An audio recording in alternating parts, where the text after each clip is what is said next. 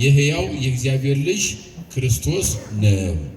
የማቴዎስ ወንጌል ምዕራፍ 16 ከቁጥር 13 ጀምሮ ስታነቡ ወአመበጽአ እግዚእ ኢየሱስ ወይም ወአመቦአ እግዚእ ኢየሱስ ሀገረ ቂሳርያ ዘፊልጶስ ፊልጶስ የተባለው ሐዋርያ የተወለደበት ሀገር ቤተሳይዳ ነው። እንደገና አካባቢው ደግሞ ቂሳርያ ተብሎ ይጠራል። በቂሳርያ ውስጥ ቤተሳይዳ ነው። ወደዚያ ወደ ቂሳርያ ኢየሱስ ክርስቶስ በደረሰ ጊዜ ወይም በገባ ጊዜ ብሎ የሚጀምረው በኢየሩሳሌም በይሁዳ እየተዘዋወረ በሰማርያ በደቡብም በሰሜኑም እስራኤል አካባቢ እያስተማረ ጌታችን ኢየሱስ ክርስቶስ ከሰነበተ በኋላ ሐዋርያትን አስከትሎ ወደ ፊልጶስ ሀገር ወደ ቂሳርያ ሄደ። ወደ ቂሳርያ በገባ ጊዜ ጥያቄ ጠየቃቸው ይላል። ሐዋርያት ጥያቄው ምን የሚል መሰላችሁ? መነ ይብልዎ ሰብእ ለወልደ እጓለ እመሕያው በሀገረ ቂሳርያ። በዚህ በቂሳርያ ምድር ወይም በፊልጶስ ሀገር ወይም ፍልስጤም ማለት ነው። ቂሳርያ በፍልስጤም አካባቢ ያሉ ምዕመናን የኤሳው ዘሮችና ነገዶች እኔን ማን ይሉኛል? እኔን የሰው ልጅ ማን ይሉኛል? ወይም የሰው ልጅ ማን ይሉታል ብሎ ጠየቃቸው። ምክንያቱም ሐዋርያት የተወለዱት ያደጉት እዚያው ቂሳርያ አካባቢ ነው። የሕዝቡን ስነ ልቦና ጠንቅቀው ያውቁታል። ክርስቶስንም ማን እንደሚሉት ያውቃሉ። ስለዚህ ሰዎች እኔን ማን ይሉኛል ንገሩኝ ብሎ ሐዋርያትን ጠይቃቸው። ሲጠይቃቸው ሐዋርያት ምን አሉ መሰላቸው? መንፈቆሙ ይቤሉከ ሙሴ፣ ግማሹ ሕዝብ ሙሴ ይሉሃል። ወመንፈቆሙ ይቤሉከ ኤልያስ፣ ሌላው ደግሞ ግማሹ ደግሞ ምን ይሉሃል? ኤልያስ የሚሉም አሉ። መንፈቆሙ ይቤሉከ ኤርምያስ፣ ሌሎችም ደግሞ ኤርምያስ የሚሉ አሉ። ወመንፈቆሙ ይቤሉከ ዮሐንስ መጥምቁ ዮሐንስ ነው የሚሉ አሉ። እነኚህን አራት አባቶች ጠቀሱና እነኚህ ነው ይሉሃል። ሌሎችም ደግሞ ከሌሎቹ ከነቢያት መካከል አንዱ ሳይሆን አይቀርም ይሉሃል። ዝም ብሎም ደግሞ ግራ የተጋባ ሕዝብ አለ። ማን ነው እያለ እያደነቀ ብቻ እየተከተለ የሚውል ነገር ግን በውል ያልተረዳ ይህ ነው ብሎ መወሰን ያልቻለም ሕዝብ አለ ብለው ይህንን መልስ ሐዋርያት ለጌታችን ለኢየሱስ ክርስቶስ መለሱለት። ለመሆኑ እነዚህ አባቶች የተጠቀሱት ምክንያት ምንድን ነው? ለምሳሌ መጀመሪያ ማን ይሉሃል ነው? ሙሴ ይሉሃል ነው ያለው። ሙሴ የተባለው ለምንድን ነው? ለምን ኢያሱ አልተባለም? ለምን ጌዴዎን አልተባለም? ለምን ባርቅ አልተባለም? ለምን ሶምሶን አልተባለም? ምክንያቱም በሕዝቡ አእምሮ ዘንድ የሰረጸ የሙሴ ድንቅ ስራ ያለው ሰው ነው ሙሴ። ምክንያቱም ክርስቶስ ወደዚህ ምድር ከመምጣቱ በፊት አስቀድሞ 1500 ዓመተ ዓለም ላይ ሙሴ 600,000 ሕዝብ በበትሩ ባህር ሰንጥቆ በግራና በቀኝ አቆሞ ሙሴ ሕዝቡን አሻግሯል። ከሰማይ መና ወርዷል። ከጥንጫ ላይ ውሃ አፍልቋል። 40 ዘመን 7 ደመና እየጋረደ ምክንያቱ ነው ሕዝቡን ይመራ ነበርና ድንቅ ስራ ይሰራ የነበረ ታምረኛ ሰው ነው። ስለዚህ ያ ከ1500 ዓመት በፊት በሲና ምድረ በዳ ያን ሁሉ ታምር ያደረገ ያ ሙሴ ተነስቶ መጥቶ ሳይሆን አይቀርም፣ ከሙታን ተነስቶ መጥቶ ሳይሆን አይቀርም ይላሉ። በድንቅ ስራው ክርስቶስን ሙሴ ብለው እንዲገለጡት ሙሴ ድንቅ ስራ ስለነበረው በዚህ ልክ ተረድተውታል ማለት ነው። ሌላው ሁለተኛው ማን ይሏል? ኤልያስ ይሏል።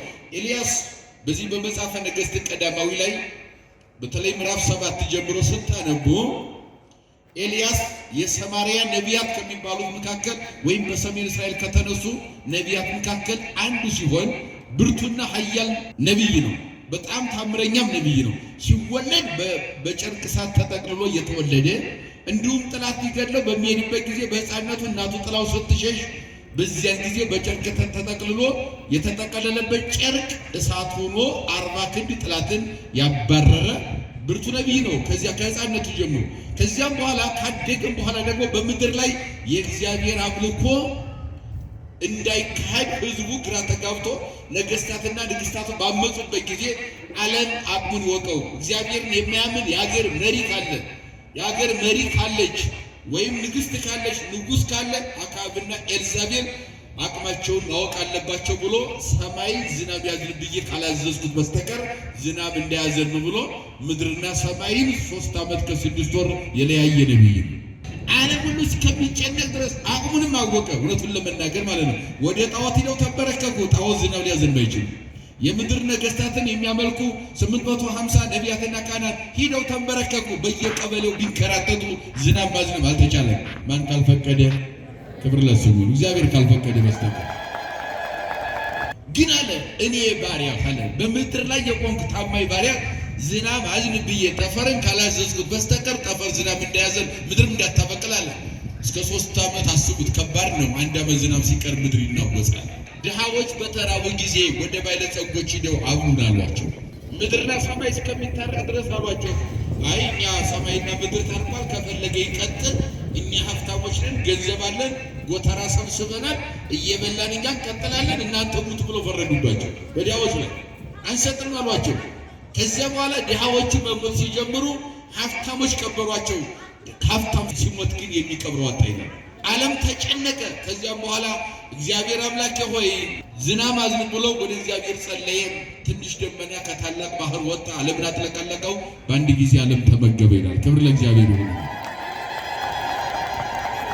ስለዚህ ይሄ ብርቱ ነቢይ ከተሰወረበት በእሳት ሰረገላ ወደዚህ ምድር መጥቶ ሳይሆን አይቀርም። ያ ድንቅ ስራ ያደረገ ነቢይ ኤልያስ ሳይሆን አይቀርም የሚሉ አሉ። አንተን በአምላክነት የኤልያስ አምላክ ሳይሆን የተረዱ በኤልያስ ልክ ነው ይመናል። ሌላው ሶስተኛው ኤርሚያስ ማለት በዚህ በብሉይ ኪዳን ሊቃውንት አልቃሻ ነቢይ ይሉታል። ምክንያቱም ይላል ሕዝቡ ሲበድሉ ያለቅሳል፣ እግዚአብሔር ተበደለ ብሎ። እግዚአብሔር ልፍረድ ሲል ደግሞ ያለቅሳል፣ አትፍረድባቸው ብሎ። አያችሁ፣ በመካከል እያለቀሰ ሰውና እግዚአብሔር አስማምቶ የመራ ነቢይ ማለት ነው። እንደ አይነት አባቶችን ይስተልዘ ለሕዝባቸው የሚያለቅሱ ዝቅ ብለው ተንበርክከው አመድ ነስንሰው ሜዳ ላይ ወድቀው የሚያለቅሱ አባቶች ያስፈልጋሉ በእውነት። በተለይ የኤርሚያስ 270 ዘመን ያለቀሰ ነቢይ ነው። የሚገርም ሕዝቡ ሲማረኩ ብቻቸውን አይማረኩም። ከአንተ ከፈረድክባቸው በእኔም ላይ ፍረድና አብሬ ልማረካል። አያቸው አይደለም በሀገሬ ብቻ አይደለም ማጽናናቸው፣ አብሬ እሰደዳለሁ አለ። ስደታቸው ስደቴ ነው፣ መከራቸው መከራ ነው። 70 ዘመን ይማረካሉ ሲለው እኔም ልማረክ አለ። 70 ዘመን ምን ይሆናል? እስከ 70 ዘመን ድረስ ከ70 ዘመን በኋላ ምን ይሆናሉ ብሎ ሲጠይቀው ወሃሊቆ 70 እትበቀሉ ለንጉሠ ባቢሎን ወለኩሉ ሕዝባ ወመይጠክሙ ሀባገረ አባባዊክሙ 70 ዘመን ካለቀ በኋላ ባቢሎንና ሕዝቡን ጣዖቱና ጣዖታቱን ጣዖት አምላኪውን ይበቀላለሁ።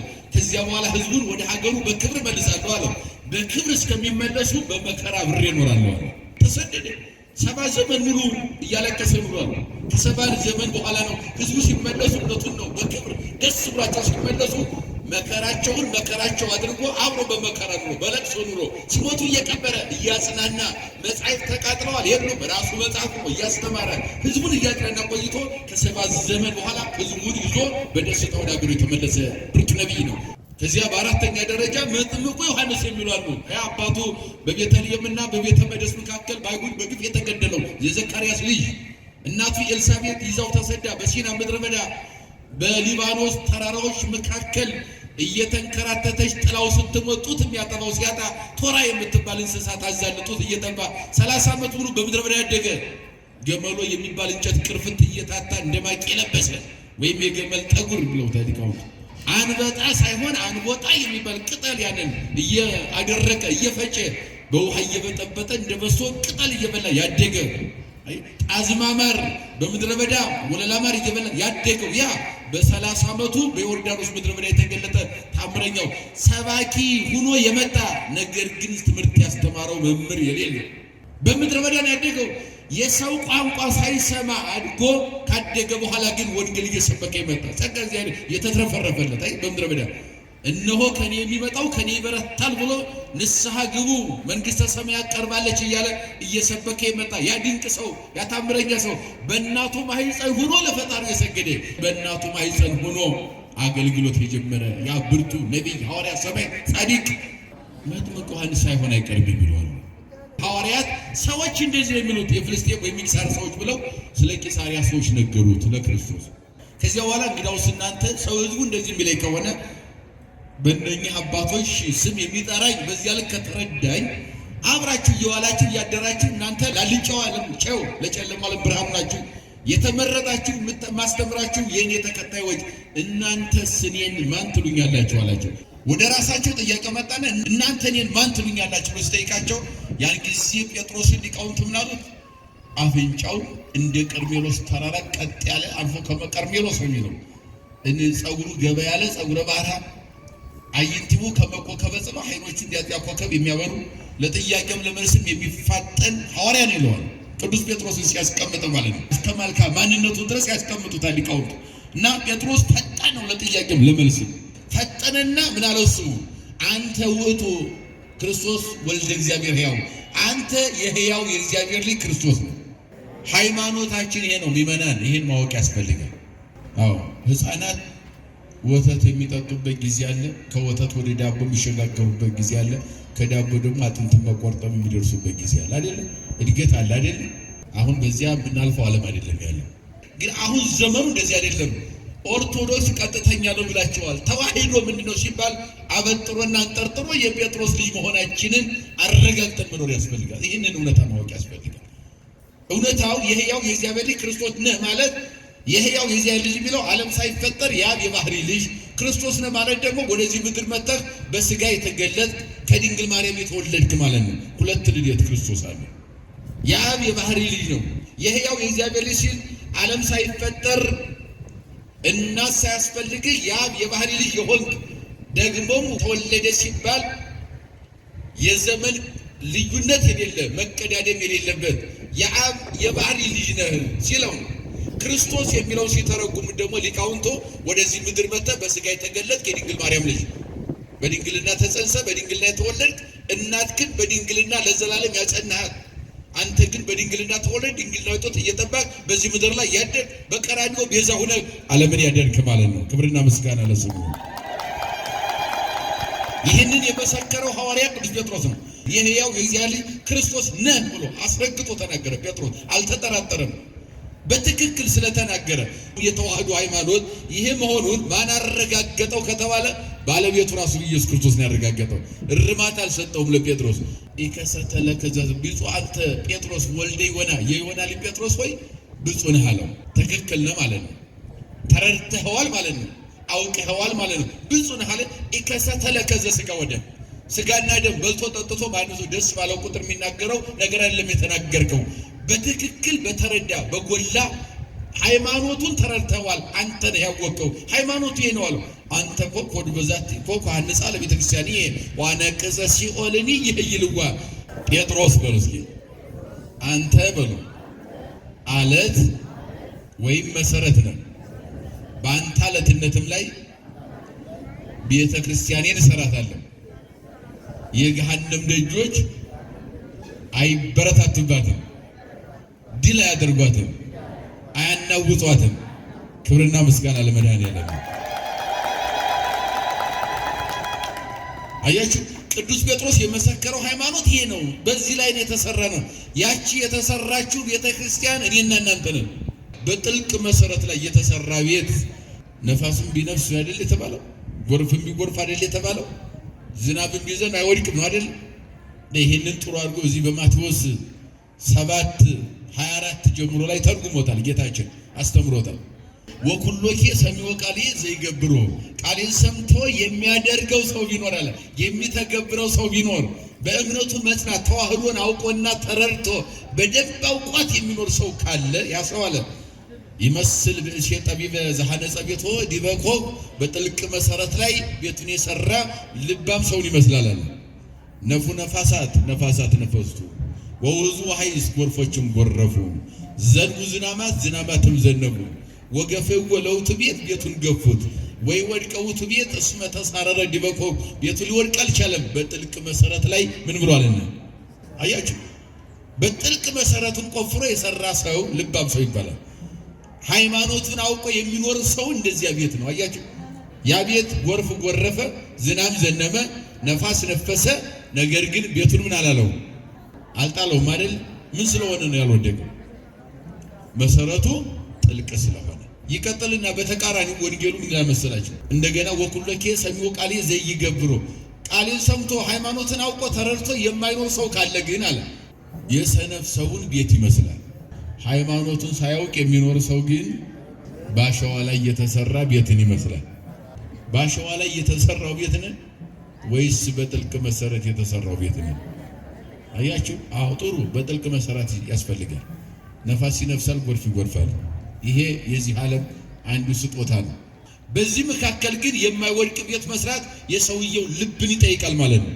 ጥልቅ መሰረት ስለሌለው በአሸዋ ላይ ስለተሰራ ቤቱ ወደቀ። መውደቁ ብቻ አይደለም፣ ወድቆት ኮነ አባዬ ኮነ አብዬ አወዳደቁ ጭራሽ የከፋ ሆነ ይላል። አያችሁ።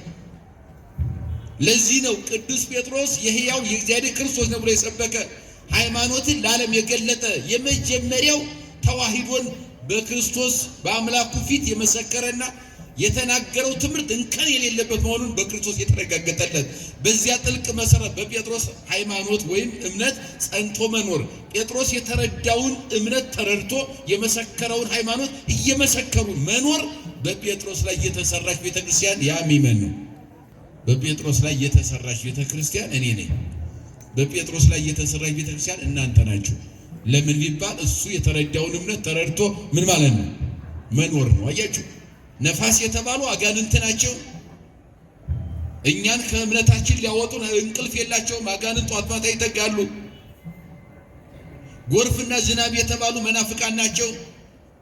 በነፋስ እየተወሰደ ጎርፍ እንደሚረብሽ የአጋንንትን ሐሳብ ተሸክመው የሚዞሩ ከሃይማኖት ለማስወጣት የሚንቀሳቀሱ እንቅልፍ አልባ መናፍቃን አሉ። እነኚህ ጎርፎች አሉ።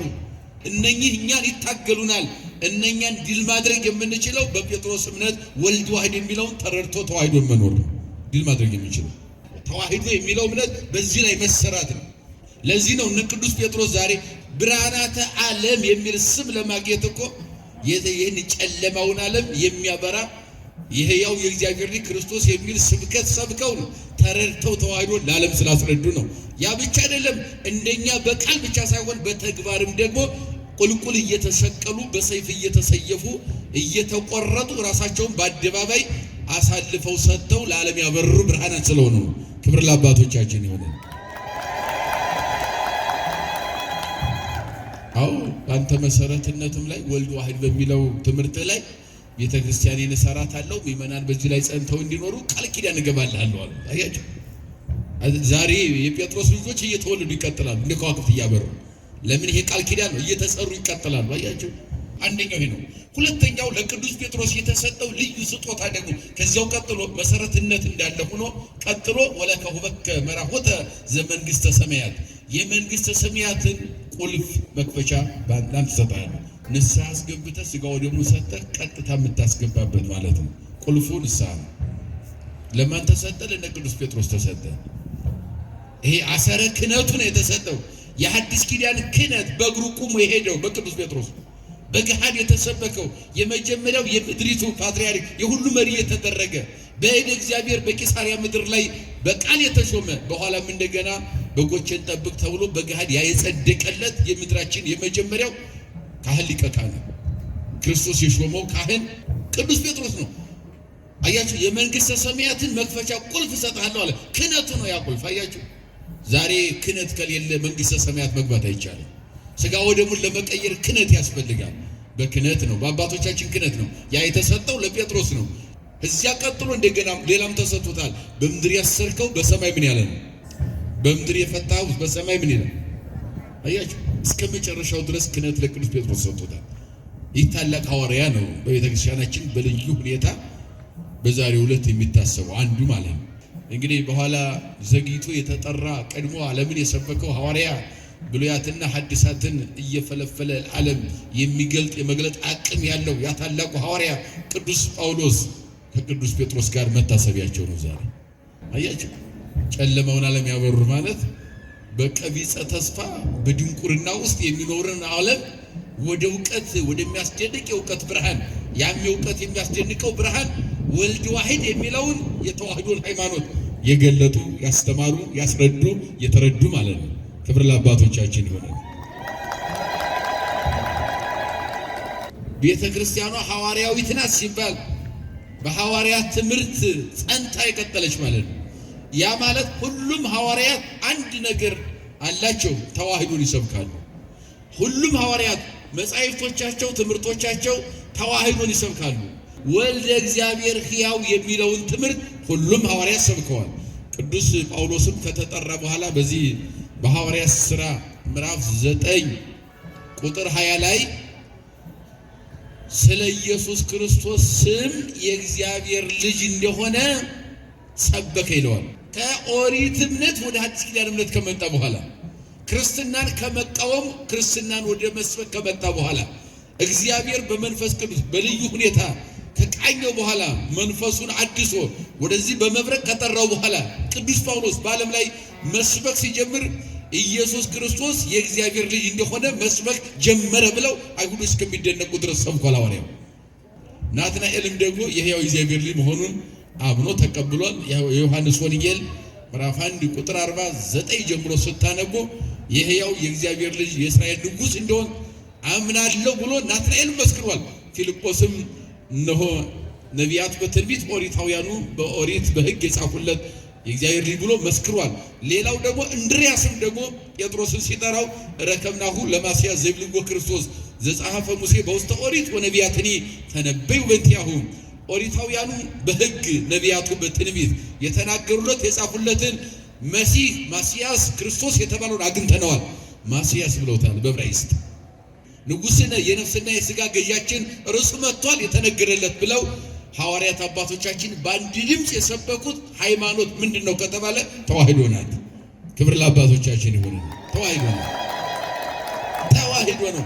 ኢሐሰሰ እመ በሰማያት ወኢያበ በዲበ ምድር ወይም እንደ አባቶቻችን እነ ቅዱስ ያሬድ ሌሎችም የሃይማኖት አበው ሊቃውንት እንደገለጡት ለሰማያዊ ልደቱ ኢሐሰሰ እመ እናት አልፈለገም፣ ለምድራዊ ልደቱ ወኢያበ በዲበ ምድር ለምድራዊ ልደቱ አባትም አላስፈለገውም ይላል።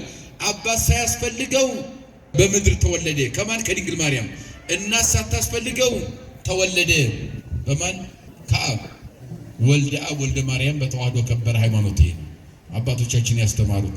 ስለዚህ ቅዱሳን ሐዋርያት ቅዱስ ጴጥሮስ፣ ቅዱስ ጳውሎስ የሚታሰቡበት ዋናው ዓላማው ቅድም እንዳልኳችሁ ተዋህዶን አስረግጠው በምድር ላይ የሰበኩ ዓለምን ሁሉ ወደ አንድ የተዋህዶ እምነት ያመጡ ይህን ሁሉ ከዋክብት በትምህርታቸው የወለዱ የፈጠሩ አባቶቻችን ያስተማሩት ትምህርት ነው።